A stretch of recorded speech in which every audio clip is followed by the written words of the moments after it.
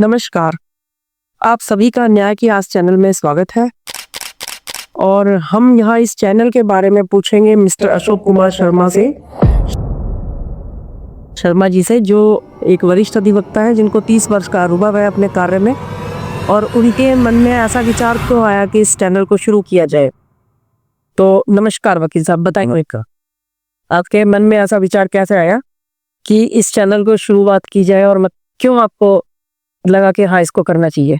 मेरे मन में विचार इसलिए आया कि मैंने अपने प्रैक्टिस की लाइफ में, इस प्रोफेशन में बहुत सारे पीड़ित महिलाओं को भी देखा, बहुत सारे पीड़ित पुरुषों को भी देखा, ऐसे लोगों को भी देखा जिनके पास कोई अच्छी लीगल एड नहीं मिल पाती है, जिन्हें अभाव होता है, पैसे का, आर्थिक तंगी का अभाव होता है और अच्छे वकील नहीं कर पाते, और कानून की जानकारियां उन्हें अच्छे वकीलों को ना करने की वजह से नहीं हो पाती, जिससे वो न्यायालयों में साल 10 साल धक्के खाते रहते हैं और उन्हें कुछ मिलता नहीं है।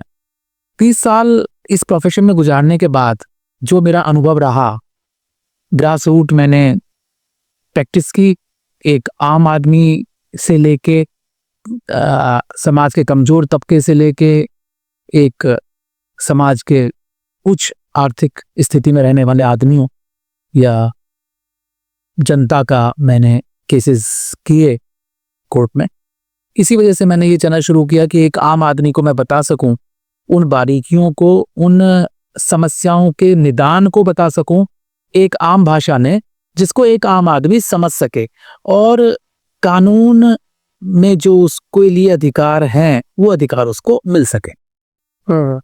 जैसे कि हर आदमी अब एकदम से कानून तक नहीं पहुंच पाता है, न्यायालय नहीं जा सकता है, तो वो अपनी अधिकारों की जानकारी आपके चैनल के माध्यम से ले सकता। बिल्कुल ले सकता है। और मैं ये चैनल शुरू करने का उद्देश्य कोई आर्थिक लाभ अर्जित करना नहीं है, सबसे पहली बात तो यही समझ लें, क्योंकि मुझे ना तो आर्थिक लाभ की कोई आवश्यकता है और मैं जीवन के उस स्तर पे हूँ कि मैं समाज को अपनी तरफ से जो मेरा ज्ञान है अब तक का और जो मैं ज्ञान आगे भी अर्जित करूंगा, उसको, उस ज्ञान से आम जनता को एक लाभान्वित कर सकूं, उनको कानून की बारीकियों को बहुत आसान शब्दों में, एक आम भाषा में लोगों को बता सकूं, क्योंकि कानून की जानकारी सभी को नहीं होती है।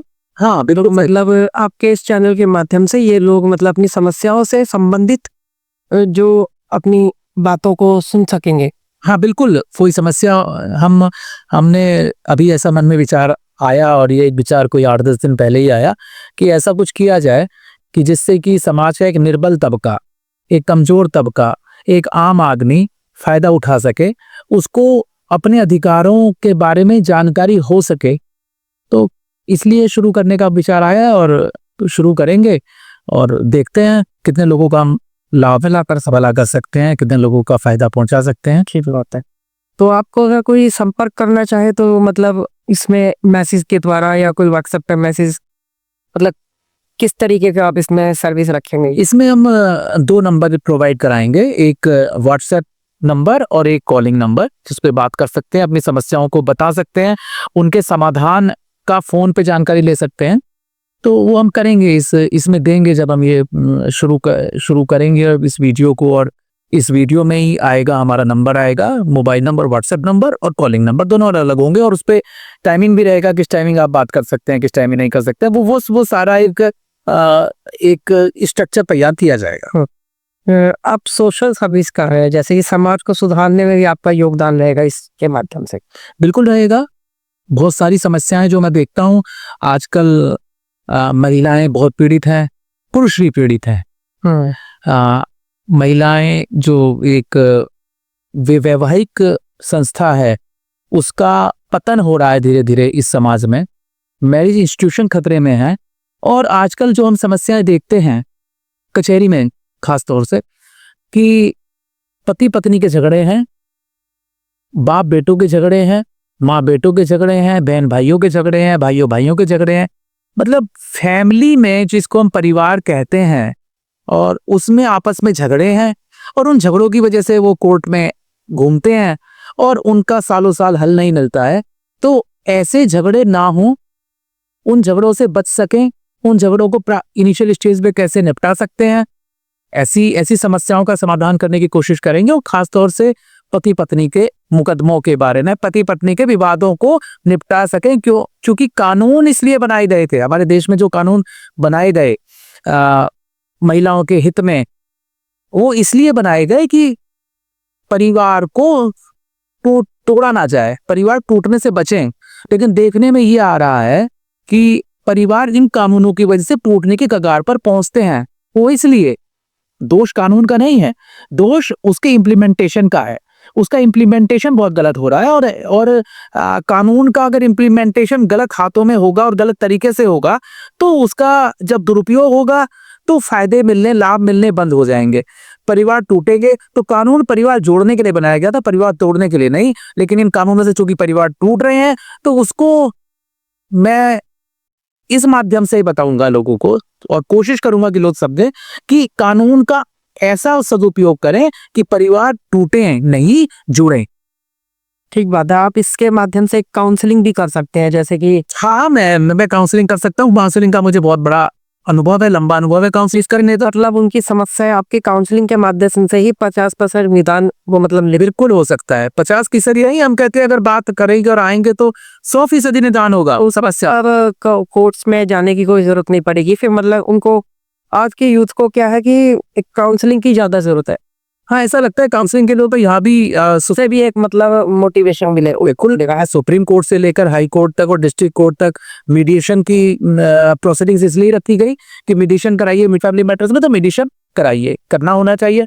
एक आजकल एक और दूसरी समस्या जो मेरे जहन को कचोटती है, वो होती है कि एक यूथ में यंग लड़के और लड़कियां हैं, आपस में दोस्ती करते हैं, सेक्सुअल रिलेशंस बनाते हैं, और उस फिजिकल रिलेशन की वजह से बाद में एक ब्रेकअप, जिसको आज की भाषा में ब्रेकअप कह दिया है कि ब्रेकअप हो गया है। और या तो दोनों लोग अगर मर्जी से ब्रेकअप करते हैं तो प्रॉब्लम नहीं आती है, लेकिन अगर एक आदमी पीछे हटता है, लड़का या लड़की, तो उसके परिणाम बड़े भयंकर समझ में आते हैं। और इस ब्रेकअप, जिसको आप आज की यूथ कहती है ब्रेकअप, उसकी वजह से FIR होती, लड़कियां FIR लिखाती हैं, रेप की FIR होती है और लड़के जेल जाते हैं। उसको भी मेरा एक, मैं इसमें बताऊंगा आने वाले समय में कि आप कैसे बच सकते हैं। आपको फिजिकल रिलेशन में नहीं आना है, आपको दोस्ती नहीं करनी, और कर ली है तो आप कैसे बचें, आपको जेल जाने से बचाया जा सके, और रेप के गलत केसेस में आप ना फंसे। ठीक बात है। और ये केवल यही नहीं कि लड़के ही फंसते हैं, लड़कियां भी फंसती हैं, गलत लड़कों के हाथों में आ जाती हैं, और उनकी दोस्ती आगे चलकर उनको दिक्कत पैदा करती है। तो उनको भी एक मैं कानून के माध्यम से बताऊंगा कि कैसे लड़कियां बच सकती हैं और अपने जीवन को सुरक्षित ऐसे गलत हाथों में जाने से रोक सकती हैं। कुल मिला के खैर हमें लगता है कि आपका ये चैनल समाज को सुधारने में और उनकी हेल्प करने में बहुत अच्छी मतलब कारगर सिद्ध होगा, और यही हमारी आशा रहेगी इस चैनल से। अब हम इसको यहीं पर विराम देते हैं, किसी टॉपिक को लेकर आएंगे आप सबके सामने, जिससे जो आपकी समस्याओं से रिलेटेड टॉपिक होगा। तो आगे मिलते हैं फिर। और इसमें नमस्कार, एक बात और कहना चाहूँगा किया जाए, ये केवल इंट्रोडक्टरी हमारा एक हमने एक वार्तालाप किया है, और हम इसमें जो लोग समस्याएं हमें बताएंगे, हम उस टॉपिक पर भी रखेंगे, उस पर भी रखेंगे।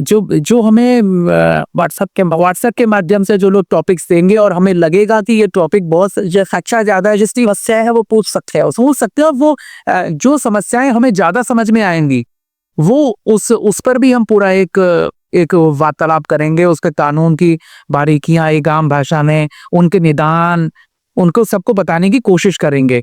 और पहला जो हम इसमें लाएंगे एक वार्तालाप आप और हम करेंगे, वो घरेलू हिंसा को लेकर करेंगे। तो हमारा जो पहला वीडियो आएगा या पहला जो वार्तालाप हम लाएंगे, वो घरेलू हिंसा को लेकर आएंगे। और उसके बाद, और इस वीडियो को देखने के बाद भी लोग अपनी राय देंगे, तो हम उन टॉपिक्स पे बनाते रहेंगे, बात करते रहेंगे और जनता को जागरूक करते रहेंगे। ठीक है जी, नमस्कार, बहुत बहुत धन्यवाद।